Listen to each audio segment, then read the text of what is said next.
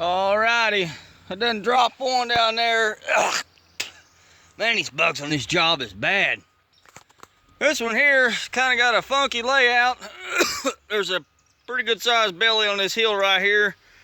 There's another high knob over there and it drops back off again. I'm gonna try to lay this kind of off the point of that knob down in the swag a little so I'm not busting up all that.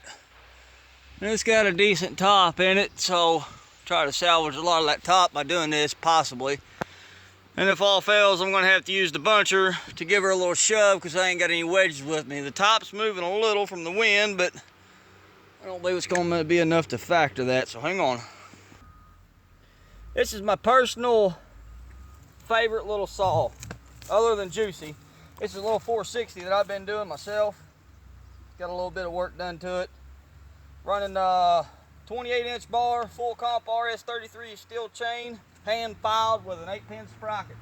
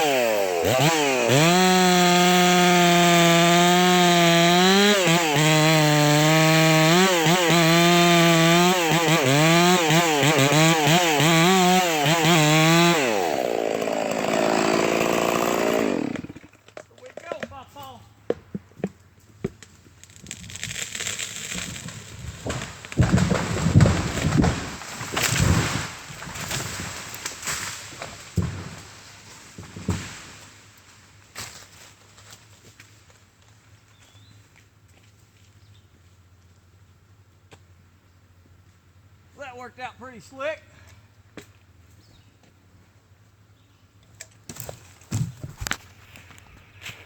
Saw's getting with it. Left my dead snag for a nice little bird to sit on. Didn't tear hardly anything out of them two there.